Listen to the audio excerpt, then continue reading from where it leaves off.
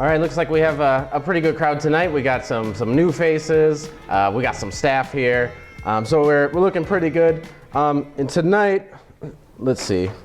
I wanted to give credit to the people that suggested the opening. So for Mike R., JB, and Jonathan Morales, who wanted to see the Scandinavian Defense, this episode is for you. And there were many others, so when I see the same openings over and over, I can't help but pick it for my lecture. Okay, this is Chess Openings Explained. I'm Jonathan Schrantz, and today we're going to look at a very controversial opening. Now, last week, you'll remember, I was kind of joking about it. I had my box. I was placing things into different categories. Certain openings were solid, certain openings were sharp, certain openings were suspicious. And it was hard. Where do you categorize this opening here? We see a very violent and aggressive move already on move 1 from black. He immediately contests the e4 pawn with the move to d5. So what is this? Is it suspicious? That's what the general consensus was, but there's a lot of people that think of it as a solid opening. Some people think of it as a sharp opening. And really, it's a little bit of both. So obviously, why would somebody even consider doing this, knowing that after the pawn takes, which is the overwhelmingly popular move here, and after, okay, you can play knight f6, but today we're going to look at the main line with queen takes. And so why would somebody do this if you're, a beginner? This in this break, one of the very first beginner rules that don't bring your queen out too early, don't move your pieces twice in the opening. And yet here, black is tempting white to play the move knight to c3 and kick the queen away. So why would somebody ever want to play this? Well, for black, he's thinking in a lot of cases he can get an improved Caro-Kann, and we'll look at that when we get to the main line. Okay, he's thinking, all right, well, this bishop gets to get out for free.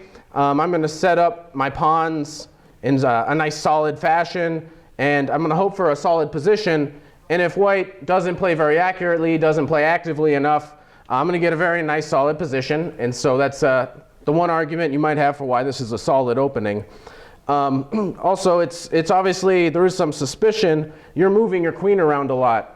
And so white is going to try to take advantage of this in this opening. He's going to try to get all of his pieces out as quickly as possible and exploit the fact that the queen has made a couple moves in the opening and black is behind in development. And okay, we'll see the strategies as we go along here. So black has to move his queen. And there's two main moves here. The first one, which is still arguably the main line, although also popular still, is a queen to d6. This is quickly becoming one of the most popular variations. And there are some others that we'll explore, but knowing Ben Simon, he'll cut all that out. So you got to be here live to see those, because he's like, it's too long. This is going to be a 3-hour lecture, so brace yourselves. It won't be that long, but all right. So we're going to look at queen to a5 first, which for the longest time was the main line. And it's still very popular today. And so, okay, how should white proceed? There's a lot of different ways. The most common here is just to play d4. And so kind of the point of what black has done so far is he's prevented white from getting the pawn duo with his pawns on c4 and d4. And as we'll see, if black has his pawn set up here, white is going to be trying to play the pawn break d5, breaking open the position. And if you had a pawn on c4, that would be much easier. But since you put a knight on c3, you gain some time. But all right, also you put a knight in front of your pawn that they might want to move. All right, so black makes a normal developing move. And then white, also the main line is just to move his knight out, which of course looks like a logical move. But it's not the only move here. You can consider bishop to c4. You can consider bishop to d2. And those have their purposes as well. You're just trying to get the move d5 in as quickly as possible. But knight f3 also has its appeal. In a lot of lines, you're going to go to e5 and play a quick g4, g5. And we'll understand why in a little bit here. Okay, now black has to be careful of his queen. He needs to make sure he always has a retreat square. At some point, there's going to be a bishop going to d2, and the knight will be threatening discoveries. So c6 is sort of essential to black's plan. He knows that's how he's going to set up his pawns anyway. And now his queen can retreat, usually to c7. So he's got some access to retreat if he ever needs to. Now, white will get his bishop out. Again, another move that's fighting for the d5 square. And it's time for black to get his bishop out. Normally in the Scandinavian, just as a general guideline, you're going to get your light squared bishop out first and your dark squared bishop out second. And the reason is you're going to put a pawn on e6, and you don't want your bishop trapped behind your wall of pawns. So there's two logical options. Bishop to f5 is the most common, so that's what we'll be looking at. There is something to be said about bishop to g4, although these lines are very, very sharp. So white has no problem here playing h3, trying to win the bishop pair. But most people will retreat to h5, not wanting to give up control of the light squares. Although if you were watching, there was a blitz game between Caruana and Carlsen from last year, 2015, and Carlsen took here, which seems to be his preferred way to play these situations. And white followed up by taking with the queen. And now white has the two bishops, and he does get a very pleasant position. And we'll see in another game. Okay, so normally they retreat, and these are actually very, very sharp lines. Now, we've had Grandmaster Ian Rogers here doing lots of commentary for us, and he's by far played this the most in the database that I have. You see his name at the top for all of the games in this variation. And black has to be really careful, so if you do want to play this, you should know what you're doing. White's next few moves are going to be g4, knight to e5. He's going to end up putting his bishop here, and his queen is going to protect the e4 square, so that he can, if the bishop is here, he can, he's going to play h4, h5. He's going to try to trap that bishop. And since we haven't castled over there yet, a move like g4 is totally not out of the question, followed by a quick knight to e5. And that's also a very common theme in this opening, the theme of the bishop hunt. White is often going after this light squared bishop, so we're going to see a lot of that today. Okay, so more popular is bishop to f5. And if you play the Scandinavian regularly, that's almost always where you put your bishop. And your follow-up is going to be the move e6. All right, so white is still thinking about how he can make the d5 break work. So he plays bishop to d2, which is usually a prerequisite to playing d5. For this recipe to work, there's generally three key ingredients that you need to play a successful d5 pawn break. One of those is you need to have a bishop on d2 so that you can do discoveries on the queen and gain a free move with your knight. Another thing that's really important is that the black king is still in the center. It'll be a lot more effective if you're opening the center and exploiting the fact that black hasn't developed all of his pieces yet, if the king is there. And importantly, your other light square bishop, he needs to be protected as well, usually by the move queen to e2, which not only protects the bishop, it also puts a lot of pressure on the e-file. So these three key ingredients are what we need. And so the move bishop to d2, that gets one of them. The king's already here. So next we're going to try to protect our bishop with queen e2. So it's kind of mandatory for black to play e6 here. And it's important to kind of show why. If you play a little bit carelessly, a seemingly normal development move, you actually can be in a lot of trouble already. And in this position, black is already flirting with having a lost position. So after queen e2, now we have everything that we need for the d5 break to work. We can see in this position, d5 is actually really crushing. And we'll look at why. If black takes, and he probably should, knight takes d5. This was the point, so we got an attack on the queen. So she's going to have to move back. And one of the biggest problems for black is the open d file, which can really be a headache. And we'll see. So the queen has to retreat. And now the move that white plays is he takes the knight. And there's not a comfortable way for black to take back. If he takes back with the knight, this is the easiest move to refute. You have the move bishop to b5. And if you block, then you're just blundering this piece. So that move is definitely out. So yeah, the most common is taking with the pawn.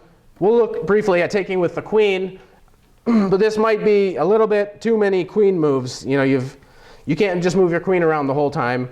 You might be thinking about taking on b2, but here after the move castling queenside, white already has a really big threat. And the threat is bishop to g5, following by the sacrifice on d7. To illustrate this point, we'll go a couple moves further. Now black has a really cute move here. I don't say it's the best, but it's kind of funny. He can play bishop to a3. And the point is, if we take this bishop, what's black's next move? It seems like the audience tonight can probably figure this one out. Queen A1, and that's, yeah, a funny checkmate. This would have been in my Commerce lecture about funny checkmates. So, all right, that's not what happened. And this is a game this has actually been played about 4 times. So people do get into trouble here. So after c3, now you might be threatening to take the bishop. And if you play a careless move, you should probably retreat the queen with the same idea that if you take, there's also a checkmate. Don't forget about the bishop. But a careless move, and the game would already be over. Now you can play bishop to g5, winning a tempo on the queen. She only has 1 square she can go to where she's safe. And now you can take this knight. And black should either castle here or resign. Because if you take the rook, there's this really nasty fork. So yeah, not the best. So you can see that does get you into a lot of trouble if you take with the queen. It's also, there are some issues if you take with the pawn. White will play the same at the beginning. He's going to castle queenside, and he's going to make some pretty serious threats. So let's see. There was a game, and this is the game Petrusian Winter, which was the highest rated game I could find from this position. And a6 was played. It's not a whole lot different if you develop your queen, but that also was a possible continuation. But after a6, white got a crushing position after the move knight to d4, threatening to take the bishop, which would just win a piece because there is a pin here. So white is just going to try to take the bishop. If you drop back, we're thinking about some sacrifices here. These sacrifices don't quite work immediately, but in this game, after white plays the move f4, now he's getting really serious. He's playing f5 next, which will crush black. And after the move bishop to c5, in the game white played bishop to c3, but now the sacrifice does work. You can take here, and this would just crush black. So you did give up a piece, but you have a lot of nasty discoveries. This queen is looking really good. Your rook is really good. It's easy to find a good square for this piece. So if black blocks, for example, white can win a piece back with taking, and after this move, you lose a piece. It is a discovered check, and whatever happens, you win a piece here. So this would be a fantastic win for white. So you can really see the dangers of the d5 break. That's something black has to really be on alert for, because that can end your game immediately. So it is a rather sharp opening sometimes, and black does have to be extra careful. That's why e6 is necessary here. And now we reach sort of a branch in the tree. There's 2 main moves here for white. The most common is, at least now in modern opening theory here, knight to d5, which has overtaken the previous queen to e2.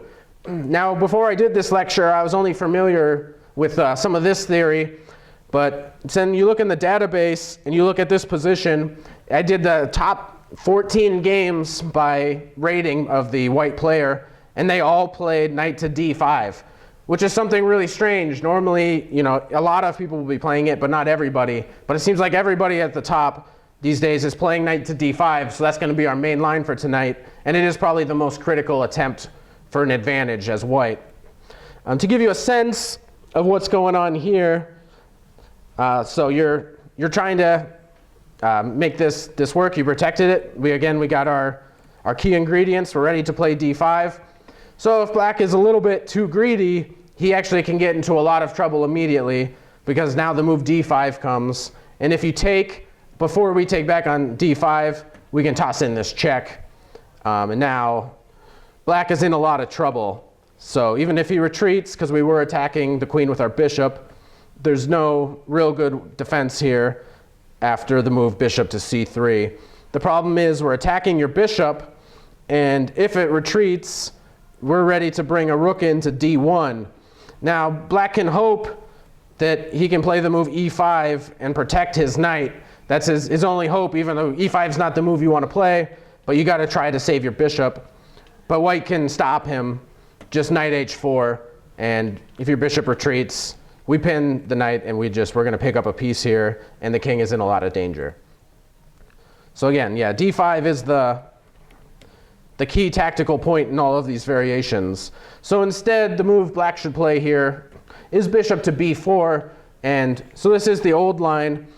Now, in just a minute, we're going to get to play a3, win the bishop pair, and force the queen to retreat. So why would black really want to play this way? Because it looks like, all right, white's got the two bishops, which is really nice. And what does black have? Well, in almost all positions in the Scandinavian, black is playing for dynamic and active piece play. So he's hoping at some point to maneuver one of his knights to the d5 square. He would love to trade these guys off so that d5 could be his square, a nice home for one of his knights. And he would really like to play against a dark squared bishop. And we'll see, even in the main line, he does get a lot of activity. So after a move like knight to e5, which is typically where the knight's going to go in these variations, and occasionally white is thinking about attacking and getting a pawn storm on the king side, black has to decide, should I take on e5 or not? And more often than not in this opening, they do end up taking. But you do need to be kind of careful because this pawn, at least in the middle game, should be a pretty strong asset for white. But the point here of his play was he has time. White doesn't ever get access into d6 because he's going to plug a knight into d5 and threaten to take away white's big advantage, which is the bishop pair, which is why most people will retreat the bishop to d2. And even though d2 isn't the optimal square for a bishop, we saw this, so fans of our YouTube channel might know if you saw Eric Hansen's lessons on how to use the two bishops, sometimes you save your bishop, you go to d2, and later it'll reemerge as a stronger piece. So now black has time to castle. And just to go a little bit farther so you can see why people may have stopped playing this line, the main continuation is g4 and f4 with the plan of trying to trap this bishop, which is a huge theme in these openings. We're on a bishop hunt here. So what should black do? Well, when you play g4, usually he should play the move h5, and we'll see why that's important for him in just a second. Because after the queen starts to get active, another common maneuver is getting the queen to c5, or and sometimes opening up the c file if you could get rid of your c pawn. The queen is usually pretty nice here on the c file, and black will get a lot of pressure on the pawn. After rook to f1, we can see why the move h5 was played. Now the rook gets access along the h file. So after we play here, the rook can come down to h3, threatening to win this bishop due to the pin.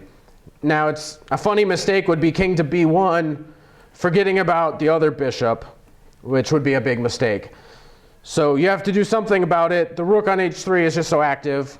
You got to try to trade it off. And to take the main line to its conclusion here, you get such a position where, yes, white has two bishops, but the active play of black here really can't be denied. So I assume if you pulled a lot of strong players, there'd be mixed feelings over who would want to be better here. White, if he does have an advantage, it's only really small. And the active pieces that black has is exactly what you're trying to get when you play the Scandinavian. So I think both sides would be happy here, but this isn't the most critical continuation. So we'll go back for just a second.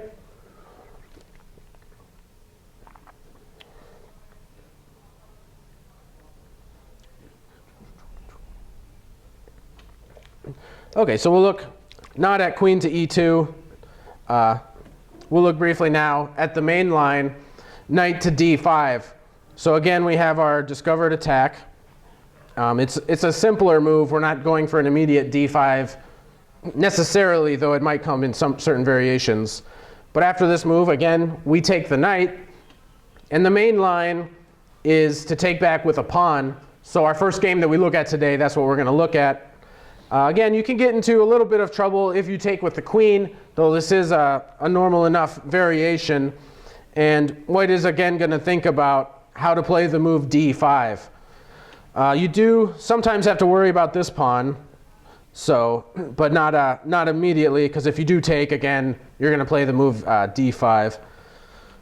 And all right, after we get these lines in, this was black's key maneuver, bringing a knight over to d5.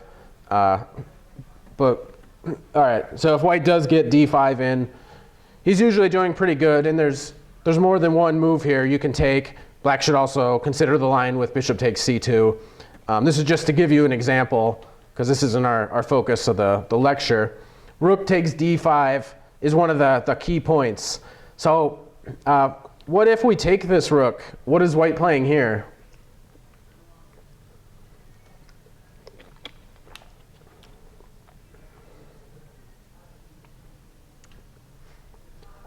We'll notice the strength of this bishop restricting a lot of squares that the king can go to.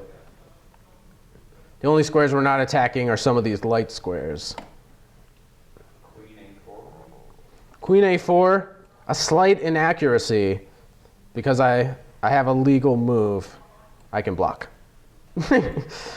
Yeah, it's actually mate in 1 if you go to b5. But yeah, but if you want to torture your opponent just a little bit, you want to play, I'll let you live one more move and then I'll checkmate you.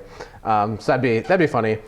But black has a clever way out of this, though it's not the greatest. And if you take the bishop, now we can take your rook, because if you check us, we're gonna just grab the bishop here. So you should move the queen and protect your bishop. And this is very, very pleasant for white. Black can threaten checkmate, but white has a very nice way to defend against this. Knight to d4, an excellent square for the knight. And okay, this is sort of the best possible variation for black. And after f4, though, white is just crushing black here. The move f5 is coming. You can't castle, so it's hard to use your rook over here if you can't castle. And white just has tremendous pressure. So this would be an example of how not to play as black. Okay, so we're going to go back. And before we look at our first game, I want to briefly go over a common opening that gets the same pawn structure as we'll see in our main line. When you play the Carl, occasionally you get this variation. So this is all common, and we did a lecture before on bishop to c5, the classical line. But after the move knight to f6, which is a really dynamic and fighting way to play as black, black can take here, and now we have the Bronstein-Larsen variation. And here black is trying to play for really active and dynamic play. He's hoping to make use of the G file. And okay, here none of the pieces have been developed, but if you reach this position from a Scandinavian move order, the pieces, you've already got your bishop out here, and the pawn will be here. We can imagine white's already got his pieces out. The bishop's on d2, which is obviously not a move you would consider in this position, so white will have to spend a move to correct that. And this is the big argument when you're playing the Scandinavian. Is this variation that we're going to reach, and we can jump back to it, we'll see it in a second with all the pieces where they are. Is it better for black or is it better for white than this position here? So, okay, and it's a really good debate. One thing is, in this position, the main move is c3. So white can say, well, you don't get this variation. I already got my knight on f3, and you've already spent a move playing bishop to f5. And black can say, okay, but you put your bishop on d2, which would be silly to do in this position. So let's jump right into our first game here. All right, this is the game between Ruslan Ponomariov and a guy whose name I'm going to try to pronounce, but I really have no chance. These Greek players are pretty tough for me. Ioannis Papaioannou. I'm sure I got that completely wrong, so if you're a Greek, feel free to make fun of me in the comments. And we're going to look at this. The main line was played here. All right, and we got the queen to a5 variation, and play continues as normal. And we get the knight to d5 variation. So after the retreat, not taking with the queen, we take with the pawns, And again, we get the same pawn structure as we saw when we looked at the Carl-Kahn line. And so that's the big question. Who does that help more? Is it black or white? And that's what the rest of the game will determine. Now, white, at least to get a little bit more out of the opening, he's trying to, again, put his queen on e2, thinking about playing the d5 break. Also, potentially, occasionally, he has this break, but probably not in this game. If you play queen to e2, the c-pawn might be hanging here, so it's probably best to protect it. Sometimes they play the move c3, which does give away the d3 square occasionally if this knight moves away. So the most solid way for white to play is bishop to b3, just getting ready to play queen to e2. And we'll make a few more normal moves, and now we'll try to understand what are the themes, what are both sides trying to accomplish here? What is the plan for black? What's the plan for white?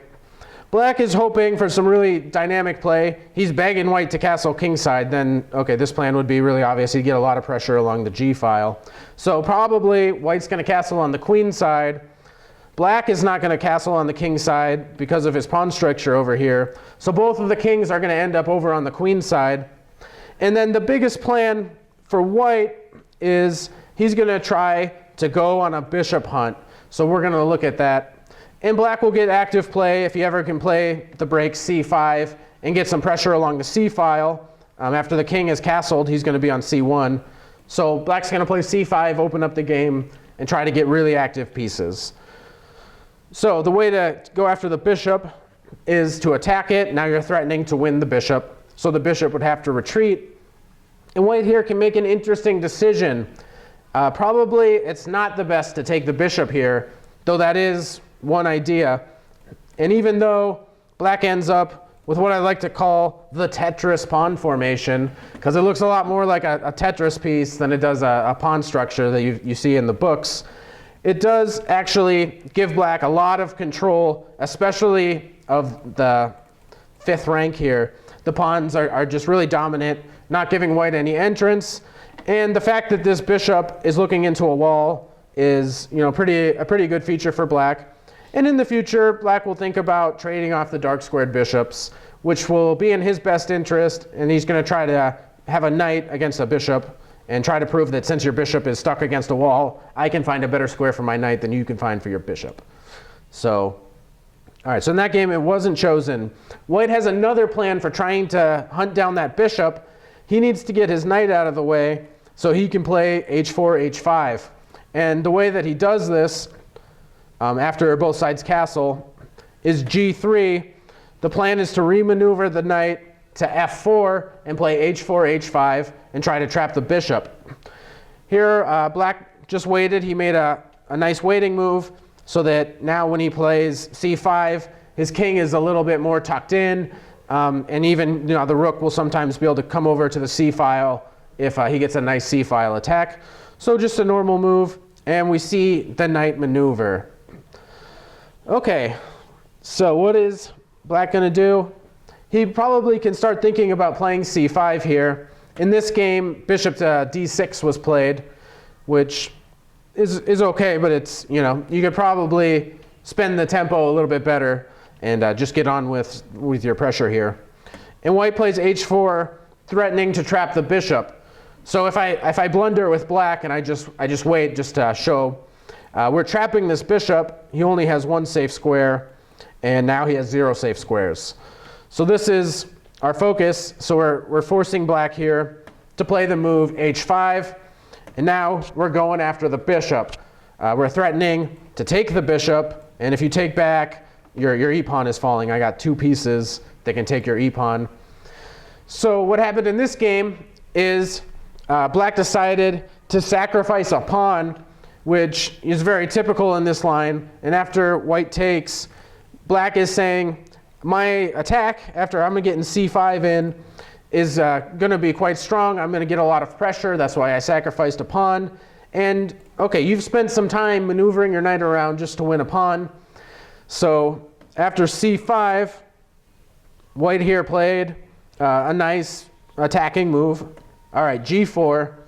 And now black played a move that will shock the audience. Rook takes knight. Okay, so it is an exchange sacrifice. He's using the one piece that really isn't involved in the attack on the king. And okay, he gave it up for the knight, hoping for some active play if you take the rook.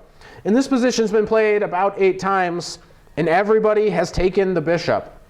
So it is interesting to ask, what happens if we take the rook? Well, now black will get a lot of activity after he takes on d4, and his compensation really is in the form of the attack on the c pawn and the fact that these pawns are a little bit weaker than they are in the game that we'll see, because okay, there's a pawn in front of the other pawn, which makes it harder for you to promote in the future because you don't have a rook to support your advances. And play might continue since this has never been played. The computer would like you to play king to b1, and black gets lots of compensation after threatening to skewer the queen and rook. So you play a defensive move. Black can gang up on the c2 pawn. White can defend, but here black obviously has a lot of activity for the exchange. In the future, he can solidify his pawns in the center. He can take the bishop whenever he feels like it. And just the constant pressure here on c2 makes life for white really difficult. So, all right, so that's why in the game, Ponomariov decided to take the bishop and not allow him to have all that active play. So here material is equal, but white is content with his passed h-pawn, and so in the future he'll start pushing that guy down the board. All right. Now, right, so yeah, black was about to take on d4. So now if you take on d4, I can take back with a bishop. And here black makes sort of the big mistake that hurt him in the long run. He tried to exchange the bishops, which is a mistake because if you exchange all of the pieces, the endgame is going to be winning for white. This pawn is very strong. So the more pieces that are exchanged, the better this is going to be for white. So what we saw was a liquidation of lots and lots of pieces, and then an h-pawn that starts to go up the board. And after we get the queens off, white now has a completely winning endgame. So black really misplayed that middle game. He needed to keep all of the pieces on the board because that was his big trump, was his active pieces and his dynamic play. And this often happens when you have a dynamic position and then everything gets liquidated. Suddenly you realize you're lost. Black has to get back to stop the pawn. And white advances his king to the center. This is an opening class, so we're not going to focus on the technique here, but okay, white, if he can get his king over to h5, he'd be looking pretty good because then he gets his rook over here. And yeah, so this is not the best rook here. The activity of the rook and the king are much better than black's. So black really has no chance here. Okay, and it was pretty nice technique. And now I quite like the last move too. It's just a simple move, b5, and black resigned. The point is, if you take, I can check, I can bring my rook back here, and then I have 2 passed pawns, which is too many for black to deal with. So a really nice game played by white. He went on the bishop hunt, and his opponent liquidated all the pieces, so he ended up in a winning endgame.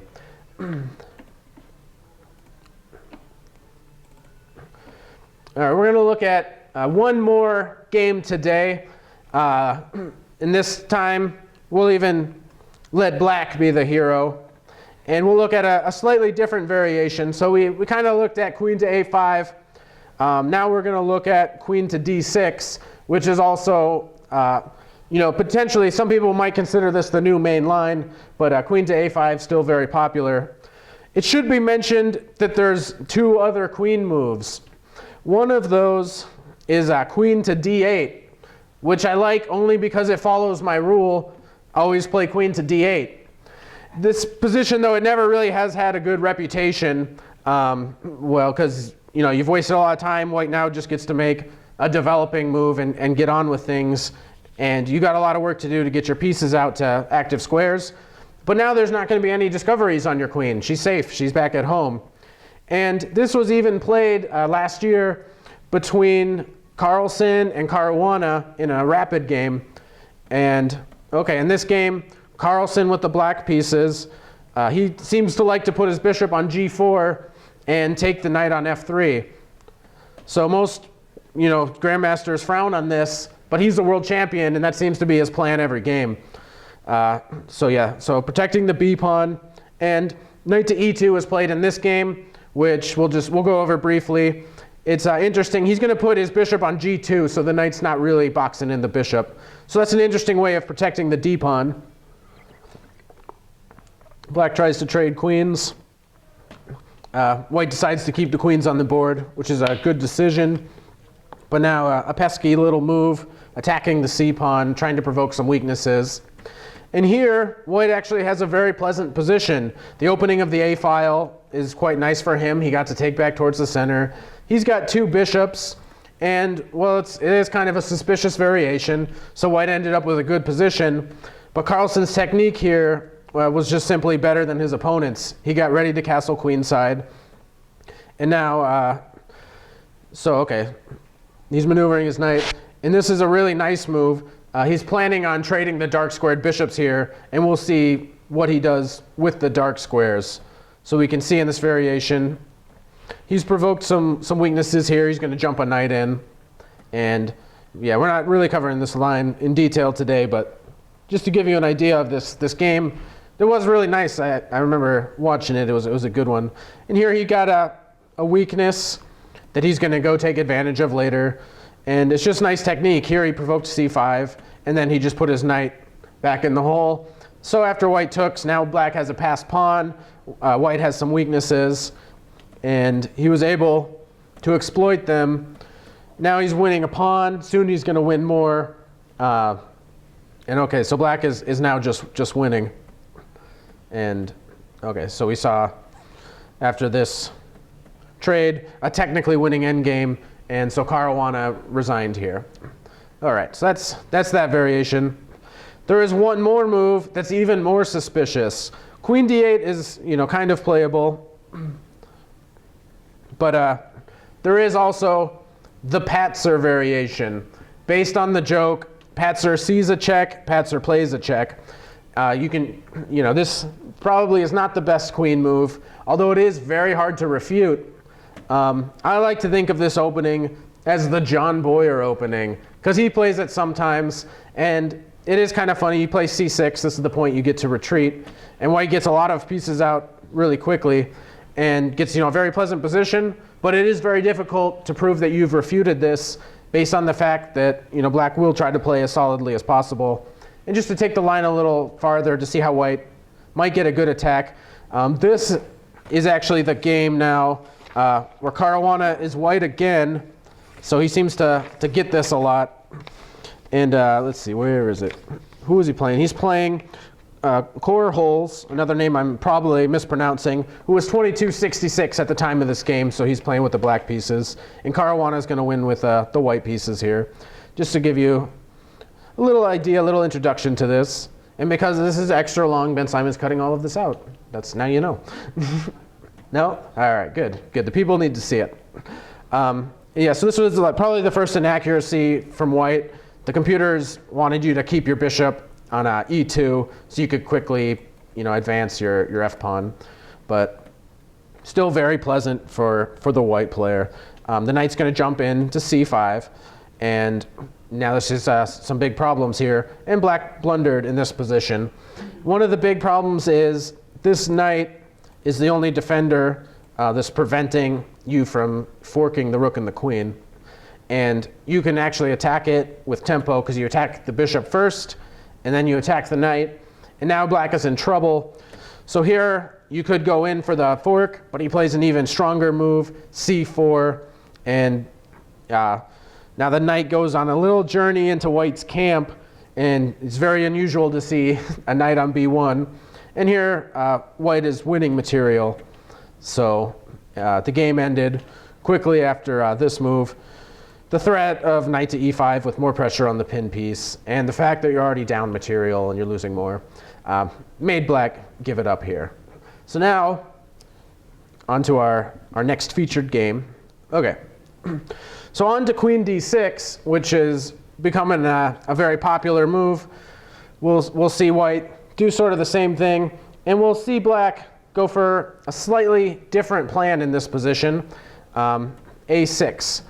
Now in this variation, what typically happens is he's trying to play the move b5 and bishop to b7, which we didn't see in the other lines. So a6 is useful not just because it controls b5, and so white's not going to put a piece there, but the move b5 is sort of a good variation for black. So white, to refute this, plays g3 and gets his bishop on the long diagonal, and now black is best advised to find a different approach.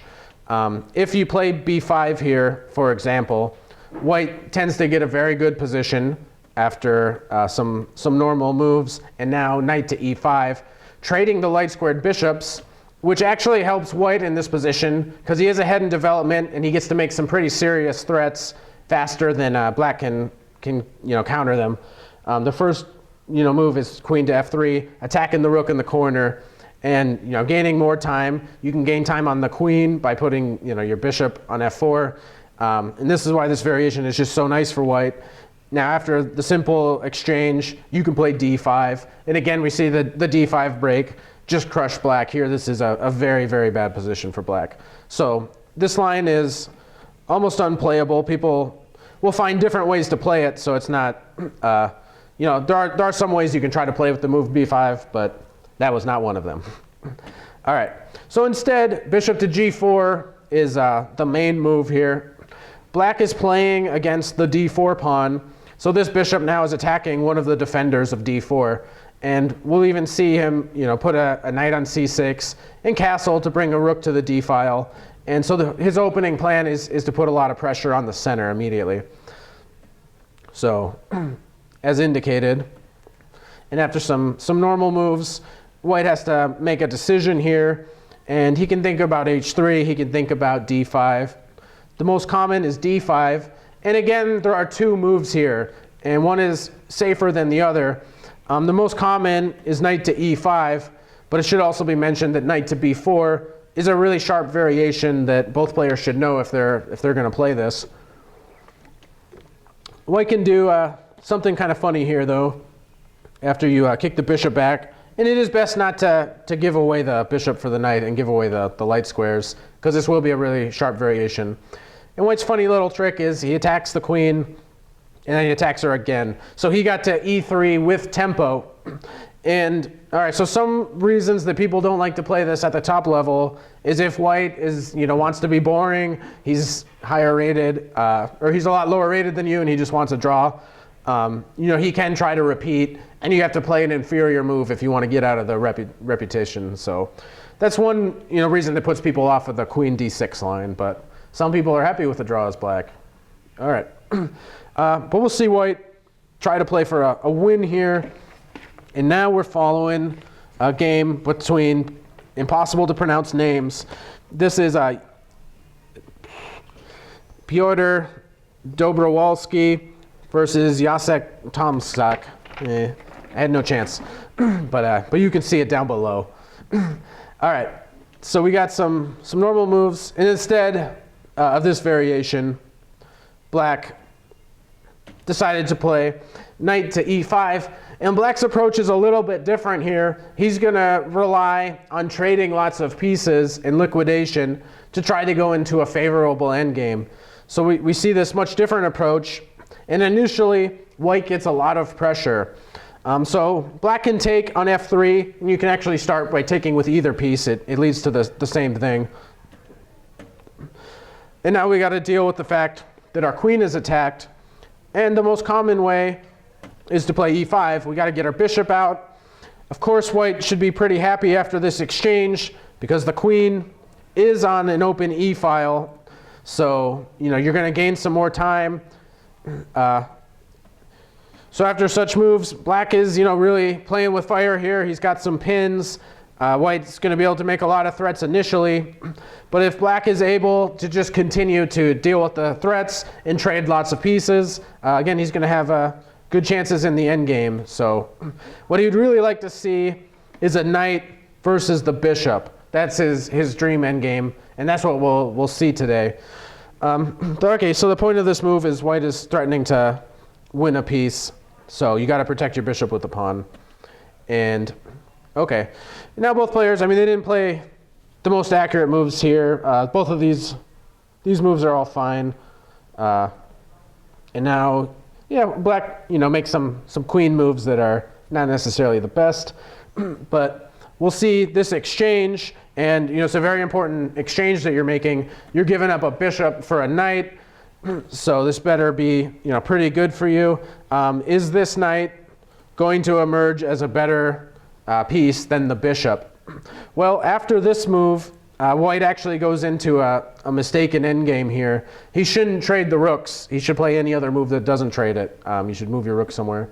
But he allows this trade, and now white is getting a lot of pressure immediately. The knight is coming into f3, and it's kind of funny here after king h1, you have no useful discoveries, but that's a pretty good knight. And after the queen trade, this is simply a winning endgame for black. The problem is, after knight to e5, you don't really have time to save this pawn, which means you're going to lose a pawn, because if you allow me to go here, attacking your bishop, and wherever your bishop moves, you're losing this pawn. So immediately, you're already losing the pawn, and who would have thought that the isolated d pawn would be trouble? So, okay. So he moves the bishop, and again, we just see some nice technique, and the endgame is, it's not an endgame class, it's an opening class, but again, we see a position where black has a better minor piece and a more active king, and he proceeds to win another pawn. This was a pretty nice maneuver, and now he's threatening to both trade the bishops, and then he'll have more pawns in the endgame, so that would be a simple win. So you can't, move the pawn, that would just be losing. So he has to move his bishop, losing another pawn, and yeah, he didn't try very much longer. So again, yeah, we saw a much different approach for black in that game. He went for liquidation, and it really worked. So again, this is an example of a solid way to play. You get rid of a lot of the pieces and you play the end game. So I would like to know what you guys think out there. The Scandinavian, is it solid? Is it sharp? Is it suspicious? What do you guys think? Just keep sending in your openings that you want to see. Maybe I'll pick your favorite one next time. Hit like, subscribe, tweet, Tumblr, all those other things. Whatever dig is, do that. Hit all the buttons, and I'll see you guys next week.